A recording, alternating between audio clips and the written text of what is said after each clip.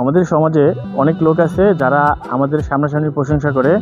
সত্যি বলতে কি, আমাকে যদি ব্যক্তিগতভাবে কেউ সামনাসামনি প্রশংসা করে তাহলে আমি খুব লজ্জা পাই।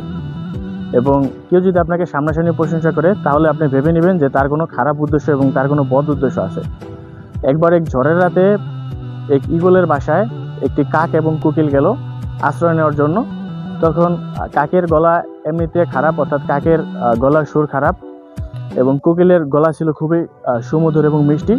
তখন ওই কোকিল ঈগলের খুব প্রশংসা করলেন এবং বললেন যে তোমাকে অনেক সুন্দর দেখা যায় এবং তুমি আকাশে যখন উড়ো তখন তোমাকে অনেক ভালো লাগে। এই বলে সে তার প্রশংসায় মত্ত হলো।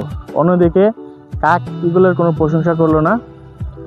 তখন দেখা গেল যে ওই ঈগল যা খাবার ছিল তার ঘরে সব কোকিলকে দিয়ে দিল এবং সেই খাবার কোকিল খেয়ে ফেলো। এবং এক পর্যায়ে এমন হলো যে কোকিলের পেট ভরে গেল এবং কাক একটুও খাবার পেল না।